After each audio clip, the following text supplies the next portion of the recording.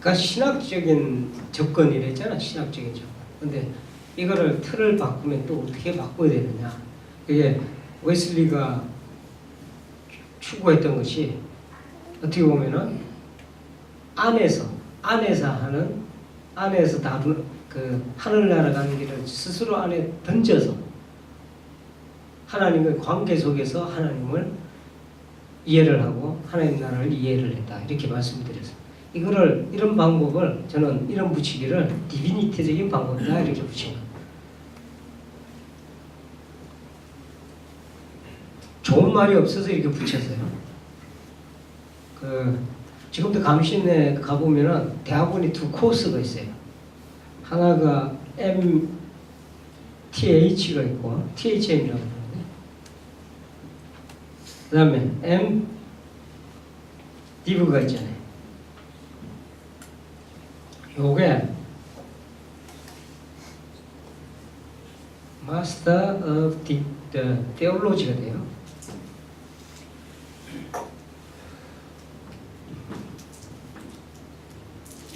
Master of 요게 디비니티. 미국에도 요 코스가 따로 있어요. MDiv 코스. 미국에는 목회자 되려면 무조건 MDiv를 해야 됩니다. 우리는 요거에도 목사 안수 받죠. 지금 그렇게 돼 있죠.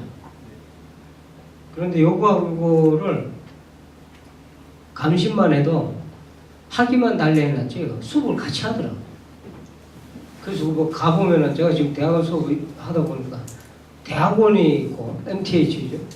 신학대학원이 MDiv가 있고, 왜 신학대학원이라고 하는지 몰라. MDiv는. 그 다음에 목회신학원인데 거기도 MDiv가 나가더라고. 그러니까 이게 막 믹스가 돼서 같이 공부를 하니까 효율이 떨어져요. 여기는 말 그대로 그야말로 신학적인 논쟁을 중심으로 해서 공부를 하는 게 맞고, 요 분야는 내가 학자가 되겠다는 사람들한테는 이렇게 가는 게 맞아요. 근데 실질적인 시스템이 제가 자꾸 감신의 기회가 되는 대로 이야기를 하는 이유가 모든 걸 하는 건 MDiv를 거쳐야 된다 하는 게 제 생각이에요. 이 코스를 하고 BA를 하고 MDiv를 한 다음에 아카데믹학이 가서 아카데믹학을 가라는 거예요. 그래서 MTH를 하고, 이거는 학위지 디그리지, 이거는 목회를 하는 사람을 위한 과정이 돼서는 안 된다는 게 제 생각이에요. 이거 했다고 해서 옥산수로 간다는 게 이게 대단히 이상한 코스지. 여기서 바로 목회로 진입할 수도 있고요. 내가 좀 더 공부를 해야 되겠다 하는 사람은 MTH를 가서 PhD를 하든지 이렇게 가면 좋겠다 이죠. PhD가 되죠.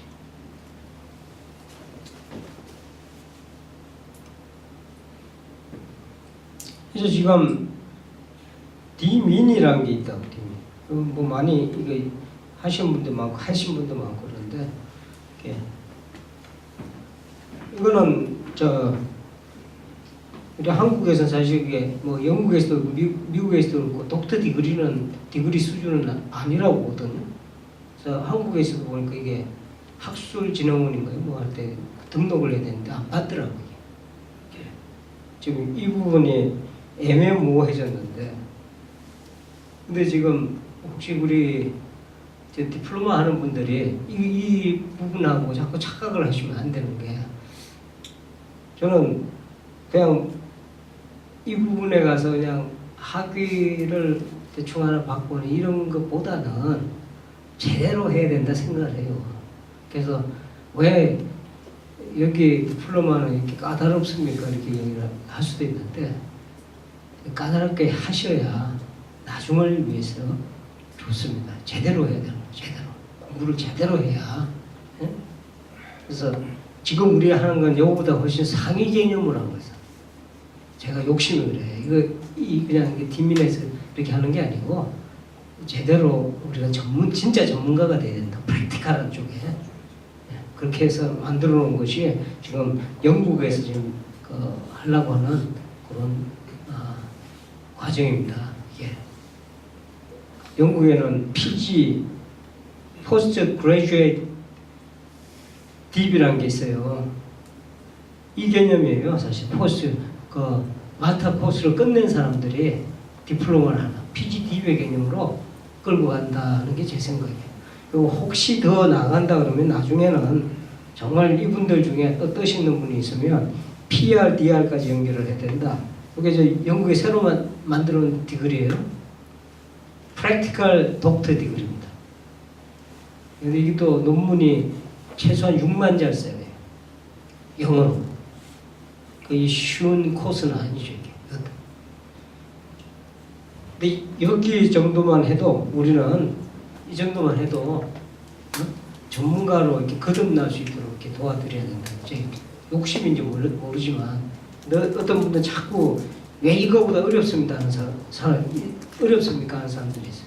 이게 학위 자체가 문제가 아니고 정말로 중요한 거는 내용이라 하는 생각이에요. 그래서 지금 BA 끝나고 MD부 이건 PD 모든 목회 과정에서 이걸 해야 된다. 그래서 MD부는 목회 프로세스로 들어가야 된다. 근데 아쉬운 거는 목회 프로세스인지 아카데믹하게 테올로지를 하는 건지 이게 알 수 없어요. 이 디비니티 여기서 중요해져서 그래요. 갈라지잖아요. 테올로지를 할 거냐 디비니티를 할 거냐. 디비니티는 한마디로 말씀드리면 상당히 실천적인 학문이에요. 그래서 실천적이라 그러니까 뭐 읽는 것이 이론적으로 공부하지 않고 실천적으로 리서치하는 걸 실천적으로 착각하시는 분들이 많은데 안 그렇다는 거예요.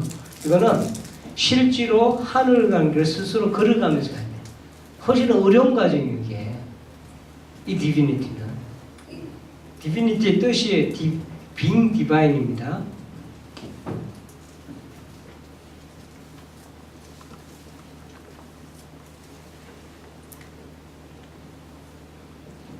거룩하게 되는 것 이런 뜻이에요.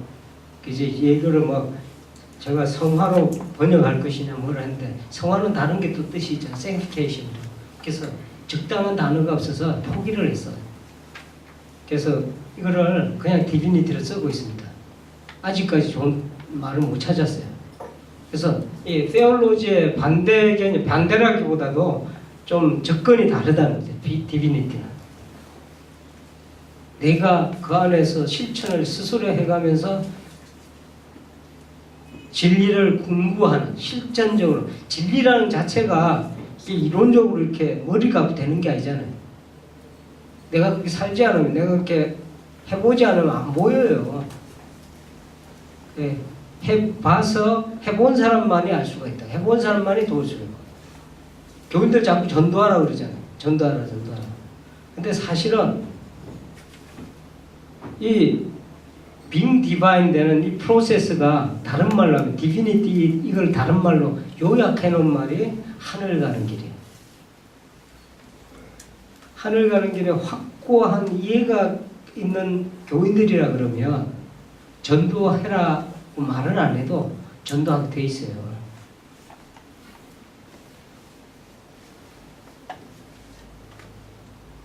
이 디비니티가 테올로지하고 다른 개념이다 이 정도를 알고 계시고 앞으로 여기서 디비니티 이렇게 이야기 나오는데 존 웨슬리가 이 디비니티 개념을 확립하게 되는 때가 독특하게 웨슬리는 제가 테올로지란 말 안 써요.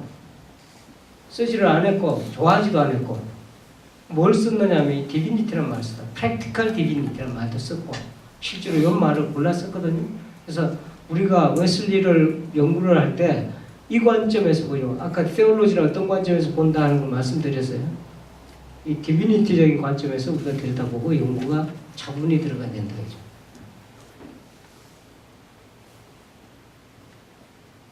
디비니티는 다른 말로 하면 요약을 또 한다 그러면 하늘 가는 길을 요약해 놓은 말이다. being divine. 모든 프로세스 전체가.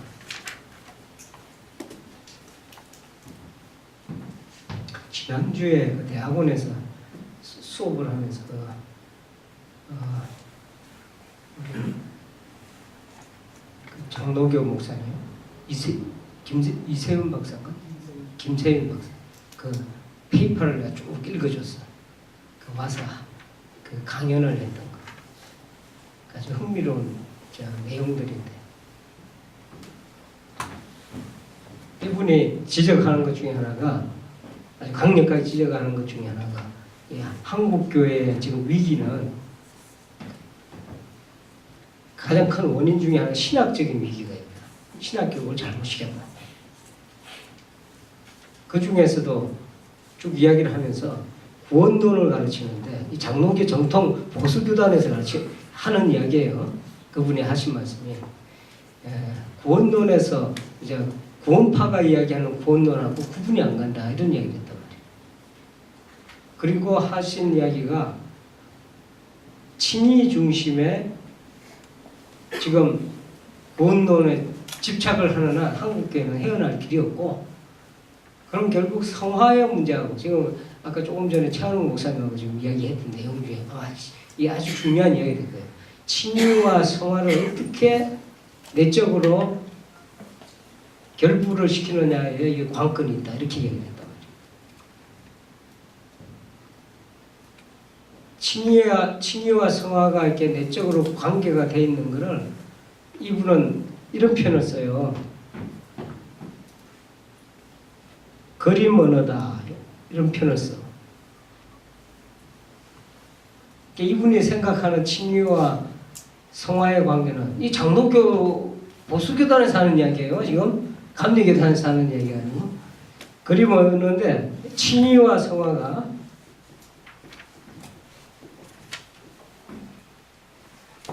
이때까지는 단절을 가르쳐 왔단 말이에요. 근데 이제 서로가 이렇게 내적으로 연결이 되어 있는 걸 이야기해야 되는데 이 연결은 동전의 양면과 같이 이 그림 언어다 이런 표현을 쓰죠. 친위를 다르게 그림 언어로 표현한 것이 성화다 이렇게 이야기해요. 메타포입니다. 이건 메타포.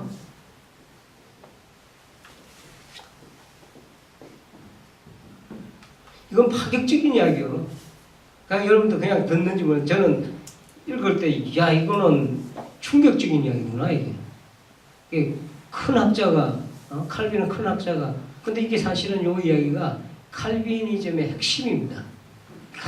칼빈을 다루는 분들이 잘 몰라서 하는 얘기죠.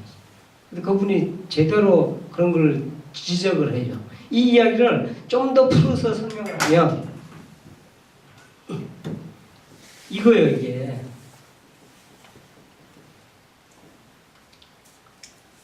하늘 가는 길 전체를 이야기한다. 이게. 하늘 가는 길 전체. 하늘 가는 길 전체를 이야기한다. 일부만 그게 붙들려서 하는 게 아니고 이게 구원이라고 그럴 때 구원파의 구원은 칭의받으면 끝난다고 생각하죠. 아까 질문하고 똑같은 거예요. 칭의받으면 끝 이렇게 되잖아요. 그러니까 어떤 짓을 해도 그 다음에는 구원은 취소될 수 없다 이렇게 얘기합니다. 이렇게 가르쳐요. 근데 여기에 별로 다르지 않다고 우리가 보는 거예요. 다른 교회들도 이렇게 가르친다는 거예요. 그러면 친위 이후의 성화, 다시 말해서 이게 믿음이면 이것도 나중에 분석이 다 될 겁니다. 이 삶하고의 관계가 어떻게 되느냐 하는 거예요. 이게 단절이 일어나잖아요. 웨슬리에게 있어서 이 개념으로 묶여버려요. 아시겠어요? 디비니티 전체가 믿음과 삶 이런 게 통합이 일어나고 통합된 가운데서 이 전체를 하늘 가는 길이라 그랬고 이게 확립되는 시기가 약 25년 이상이 걸려요. 다음 주부터지 여러분 발표해가면서 이게 확립이 어떻게 돼가는가 이게 우리가 추적을 해봐야 돼. 25년 정도가 걸려서 이게 비로소 이게 확정이 되고 그때부터 목회가 본격화되잖아요. 목회적으로 볼 때, 의실 목회적으로 볼 때 사실은 약 1739년부터 본격적으로 이루어졌다고 보거든요. 그전에는 목회적으로 볼 때는 상당히 준비하는 과정이었지 본격화된 과정이에요.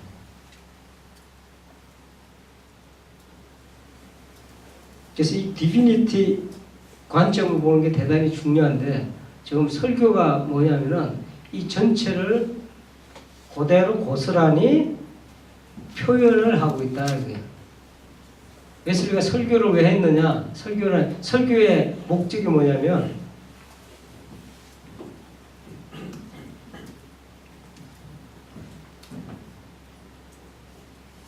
여러분 매주 설교하시죠? 예, 거의 설교 매주 하잖아요.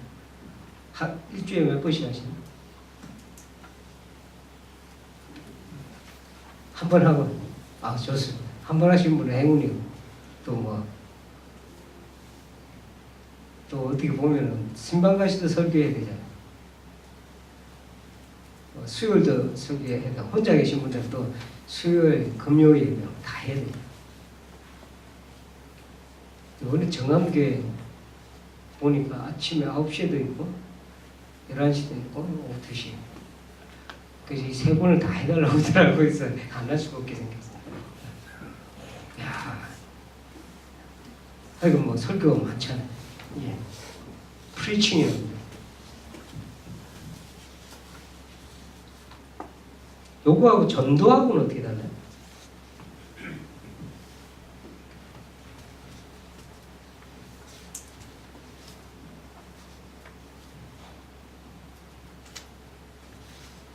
차이가 있네.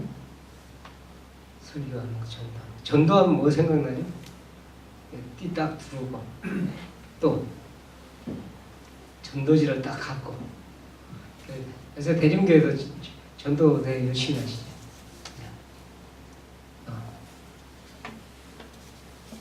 그래서 아주 열심히 이렇게 하는 거는 대단히 격려해야 되고 이렇게 해야 되겠죠. 이제 웨슬리가 보는 설교 이야기할 때 이게 명확합니다. 예, 프리칭이라고 하는 게 전도와 같은 개념이에요. 사실 영어적인 해석을 보면 그 성경에서 전도한다 이렇게 할 때 프리칭으로 번역이 돼요. 프리칭 더 고스펠 이게. 전도라는 게 도를 전하는 이 도가 뭐냐면 바로 웨슬리가 이해한 거는 이 하늘 가는 길을 이야기했다. 또 교 있죠, 교. 설교. 이 교가 가르치는 거 아니야, 교. 뭔가 진리를 가르치는 거거든요. 여기서 말하는 진리가 바로 하늘 가는 길입니다.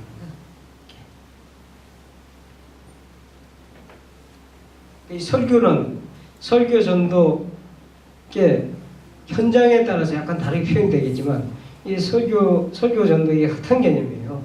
같은 개념인데 이 설교가 목적이 뭐냐면 이거를 알아들을 수 있도록 풀어주라는 거예요. 그럼 초점 명확히 있잖아요. 설교도 우리가 주일날 설교든 어디 가서 설교하든 간에 예, 하늘 가는 길을 알아들을 수 있도록 풀어주라는 거예요.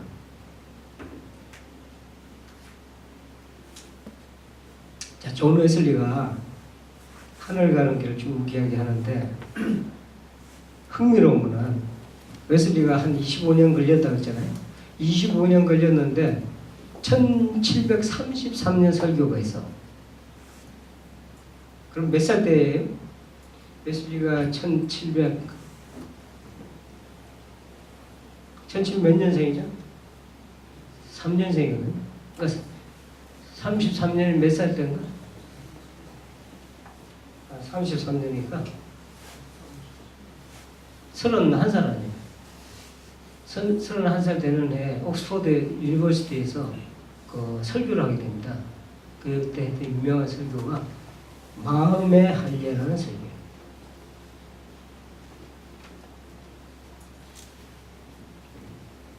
오늘 이 설교를 좀 소개를 해드리려고 그래요.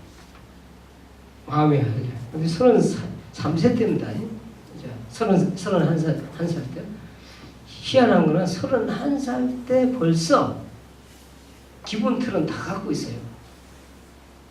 그 이야기 뭐냐면 25년 그 뒤로부터 이 1745년 때까지 그러니까 요 뒤로부터 약 12년 13년 동안 바뀌었느냐 하는 거예요. 바뀌지 않았어요. 왜냐하면 웨슬리가 44편을 선택을 하잖아요. 선택을 할 때 만일에 바뀌었다 그러면 이전 설교 뺐어야 맞아. 그렇겠죠? 그러면 설교를 선택한 시기가 총 몇 편이라고요? 44편이죠.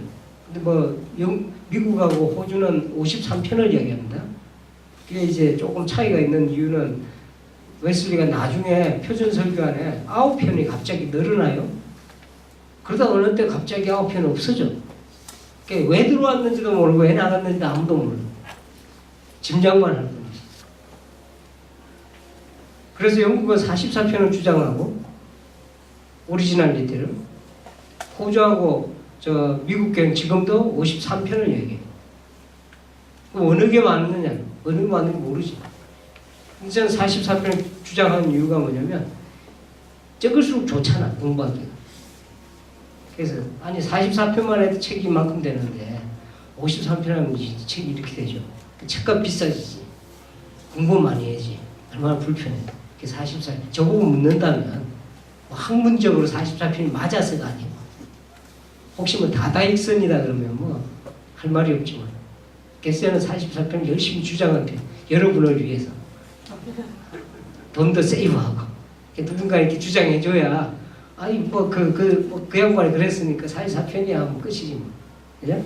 자, 이 44편 중에 44편을 편집에 들어간 시기가 언제냐면 1746년도부터입니다.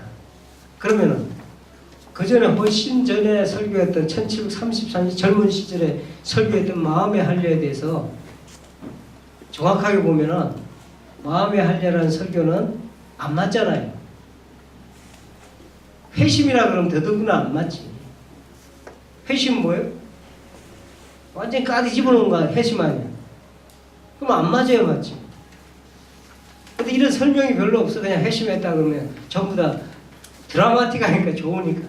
누구 생각하냐면 루트를 생각합니다. 루트적인 회심을 자꾸 여기다 웨슬리 해석할 때 왜 자꾸 루트적인 회심을 집어넣는지 난 이해가 안 가. 저 개인적으로 예전에 두 박사님이 논쟁을 한 적이 있죠. 그걸 아시는지 모르는데 이선희 박사하고 총장이었던 분 김원규 박사님이 한참 논쟁을 했어요. 한쪽은 사회적 성화를 한참 이야기하고 한쪽 그 정반대 이야기를 하고 친위 중심의 웨슬리 이야기를 하고. 그때 제가 영국에 있어 한참 저 연구가 몰입되어 있을 당시 보니까 해서 한번 끼어들까 하다가 말았지. 아직은 제가 포지션이 안 돼서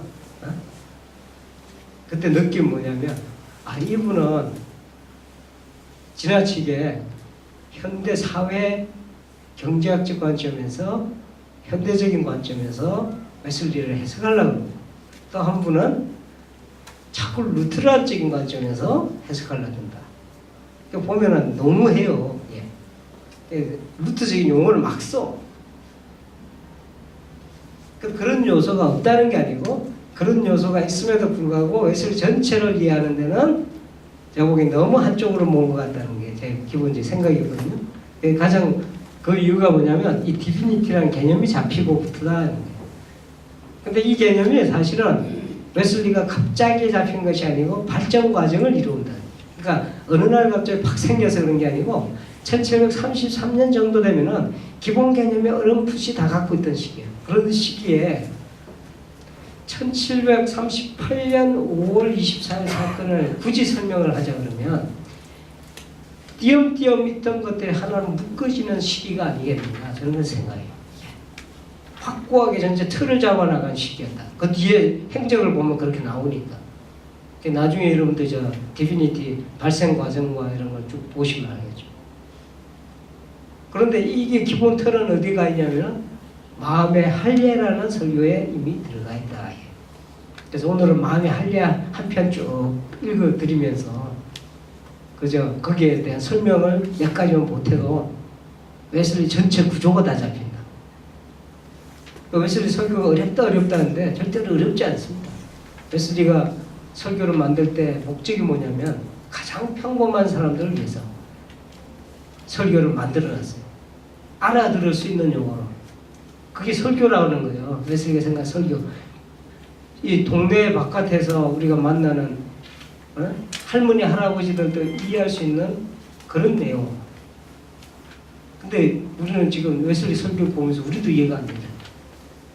그래서 제가 이제 그 무리해서라도 하나를 좀 도와드리는 거 만들어야 되겠다 싶어서 이번에 나오는 책이 바로 막 출간된 책이 바로 그겁니다. 44편의 구조 분석을 해놨고 그리고 요약까지 다 해놨어. 요약까지 해놓으니까 요약만 또 읽으시면 안 되는데 요약만 읽으시면 또 전체를 다 읽으셔야 돼요. 그 도움을 주라고 요약을 집어넣었지. 그 중에서 33편 한 편은 1733편에 했던 그 설교를 소개를 해드리는 게 좋겠다 이거죠. 설교 맛을 보셔야 돼요.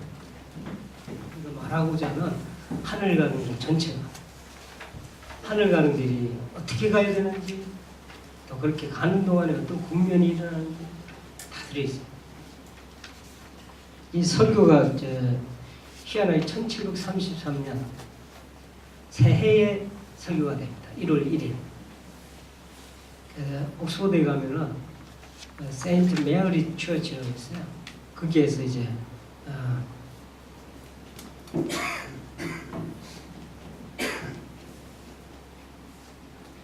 그때는 제목이 조금 달랐습니다. 마음의 할례라는 제목이 아니었고 그리스도의 할례 축제 이렇게 해서 보시기에 The Feast of the Circumcision of Christ 이렇게 돼요.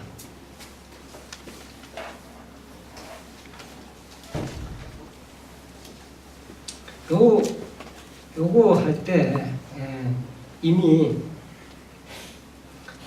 어떤 게 역사적으로 좀 문제가 되냐면 1732년 12월 9일자에 말입니다. 12월 9일자에 그 포그 이제 안개 뭐 이런 건데 포그스 위클리 저널이라고 하는데 아주 메소디스트에 대해서 공격하는 편지가 하나 글이 실렸어. 그 제목이 뭐냐면 메소디스트라 불리우는 이단 종파주의자들에게. 그때는 이단으로 취급당했잖아요. 그래서 메소디스트에 대한 좋지 못한 인상이 그로 인해서 막 퍼져나갔대요. 그래서 엄청나게 부담을 가진 존 웨슬리가 초안을 잡는데 이 설교를 준비하면서 무려 30시간을 씁니다. 30시간이면 사람 먹고 자고 빼고 뭐 하루에 한 8시간씩 힘썼다고 해보면은 3, 8이 어떻게 되나? 30시간 4일 정도 이상의 아주 풀타임을 아주 매달렸다는 얘기예요. 초안을 잡는다. 그리고 이미 썼잖아요. 쓰고 난 뒤에 그걸로 땡 한 게 아니고 다 회람을 시켰어. 저희 회람 시켰듯이. 예, 의견이 좀 있나요? 아무 의견이 없네. 그래서 회람을 시켜서 자기 설교에 대해서 어떻게 생각하냐. 그래서 듣고 이게 참 그런 것도 괜찮아요. 자기가 설교 준비를 한 다음에 동료들하고 혹은 주변 사람들한테 이렇게 나눠서 읽어보는 것도 괜찮아요. 이렇게 하려면 자신감이 있어야 되는데 인터넷에 다운받아갖고 해갖고는 안 되겠죠. 이게 내가 해서 이렇게 그러면은 훨씬 설교 발전을 합니다. 발전을. 우리 혹시 뭐 수련목을 두고 있거나 전도사님이 두고 있으면 일부러라도 설교 작성해서 내가 도와주는 게 참 중요해요. 다른 목사님. 그래야 이게 평생을 두고 보면 그것처럼 큰 도움이 없어요.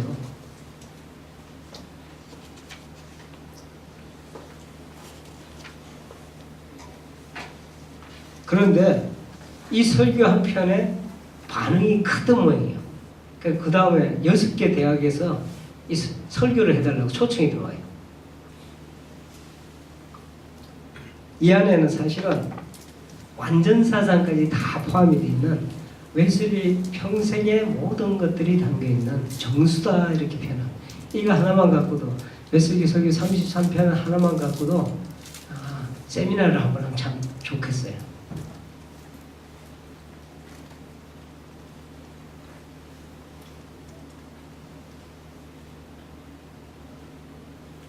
그래서 이게 들어가 있는 게 그 44편 설교에 아주 핵으로 13번째 딱 자리 잡고 있어요. 13번째.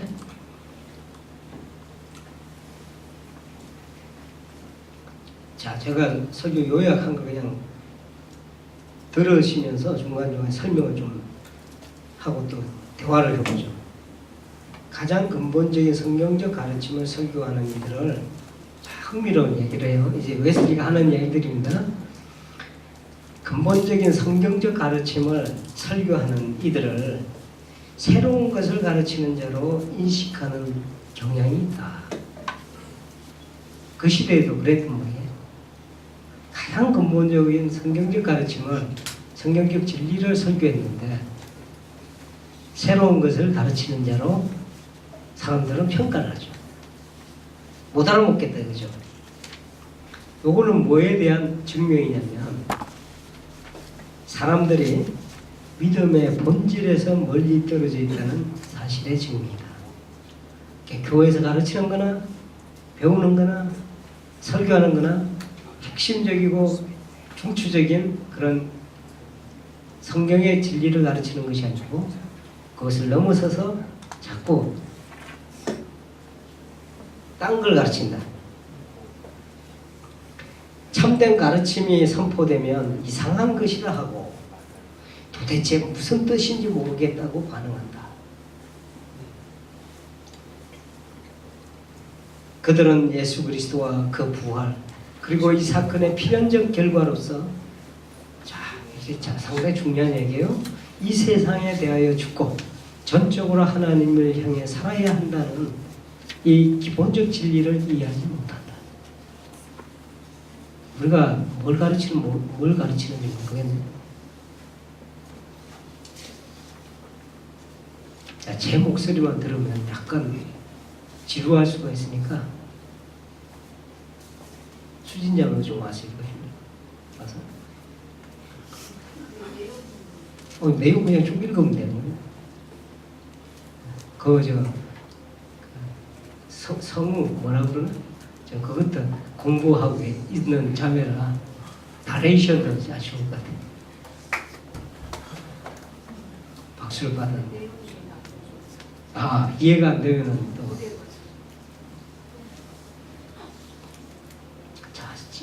재밌는 게 있어요. 이 진리가 뭐였어요?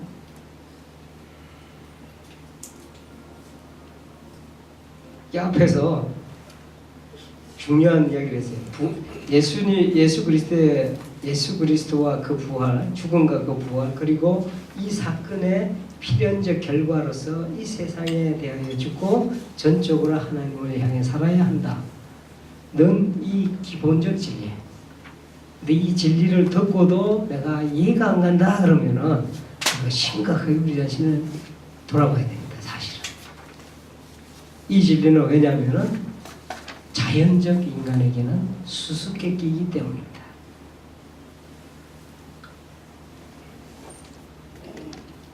자연적 인간이라는 것은 이 세상에 대해서는 산 자이고 하나님에 대해서는 죽은 자이기에 하늘 사건을 이해하지 못합니다. 더 나아가서 하나님의 진리를 왜곡하고 또 왜곡한 채로 해석하여서 쓸데없고 무익하다고 말합니다. 단순하고 확실한 하나님의 말씀을 외면하고 하나님의 말씀은 아주 단순해요. 그리고 확실한데 어리석은 것으로 치부하고 맙니다. 영적인 것을 전혀 알지 못하는데 이는 영적인 감각이 죽었기 때문이다. 그래서 중요한 개념이 하나 나와요. 영적인 감각이라는 표현을 한다. 이게 웨슬리의 믿음 이해의 핵심입니다.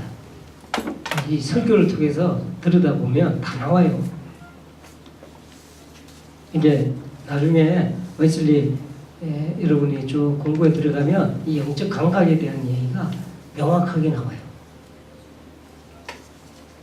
그러므로 하나님의 지혜와 능력을 알지도 받아들이지도 못합니다. 마음의 할례에 대해서도 동일한 잘못을 범합니다. 마음의 할례가 무엇입니까? 법조문이 아닌 영에 의해서 마음에 받는 할례를 말합니다. 자, 이는 영적으로 인식될 수 있는 진리로서 그리스도를 참되게 믿음으로 하나님께 받아들여진 상태를 의미합니다. 마음의 할례는 몸에 가하는 외적 할례나 세례가 아닙니다. 창조주이신 하나님의 형상대로, 자, 이거 대단히 중요한 개념이 또 나와요. 창조주이신 하나님의 형상대로 새롭게 된 혼과 마음과 영의 올바른 상태를 의미하는 것입니다. 이는 영적으로만 인식될 수 있으며 이 할례를 받은 자는 이 세상에 대해서는 어리석은 자요 죽은 자가 될 수밖에 없고, 자, 앞에서 이 세상에 대하여 죽고 전적으로 하나님을 향해 살아야 된다 이런 이야기를 했죠. 여기 연결되는 이야기죠. 오직 하나님께로부터 착하고 성실한 종이라는 칭찬을 받는 표지가 됩니다. 이 서론 파트예요. 서론 파트.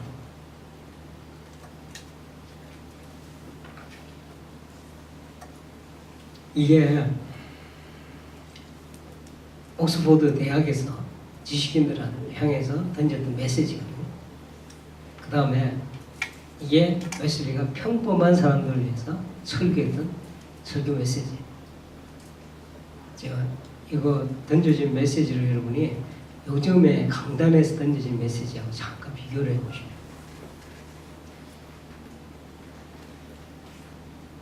이 안에는 상당히 깊이 있는 내용이 다 들어가 있어요.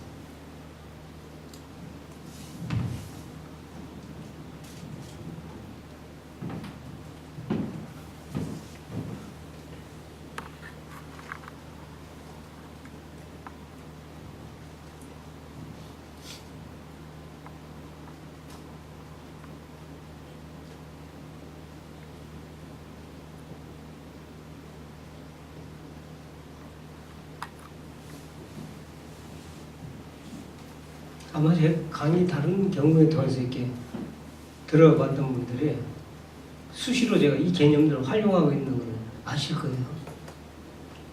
이 개념들이 대단히 중요한 개념들이에요. 하늘 가는 길을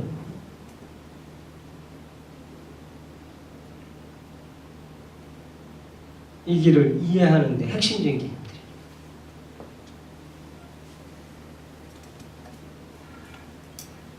이 파악을 하셔야 이 내용들이 하나는 이게 뭘 의미하고 이게 뭘 의미하고 이게 뭘 의미하고 이게 파악이 되셔야 전체적으로 웨슬리 설교가 이해되고 웨슬리 목회가 이해되고, 웨슬리 목회는 사실은 이 마음의 할례를 위한 목회다 이렇게 생각하시면 돼요. 마음의 할례가 그냥 단순한 개념이 아닙니다.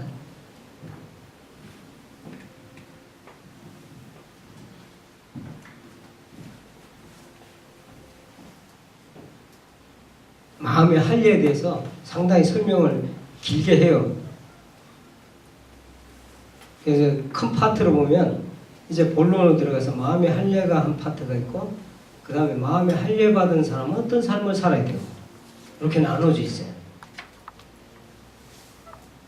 마음의 할례는 어떤 것이다. 할례에 대해서는 다 아시잖아요.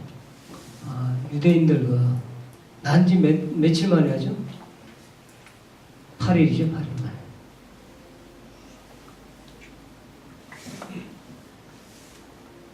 마음에 할례하면서 뭘 것 같아요? 마음의 할례다.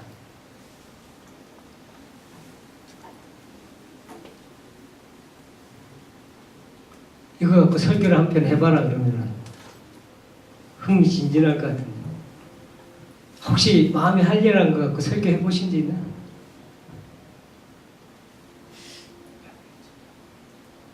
해본 적 없어요? 다음 주에 주일날 한번 설교하실 분들, 다음 주는 아니더라도 한 달 안으로 마음의 할례라는 걸 갖고 설교를 한번 시도를 해보시죠.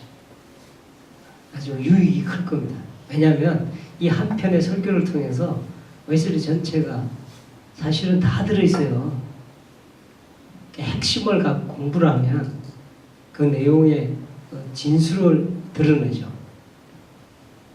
지금부터 오늘부터라도 집에 설교집 있죠? 아마 웬만하면 가지고 계실 거예요. 그걸 풀 버전으로 한번 쭉 한번 읽어보시면 좋을 것 같아요. 마음의 할례란 무엇인가 이렇게 이제 이야기 들어가죠. 오늘 기본적인 공부를 한번 해봅시다 해서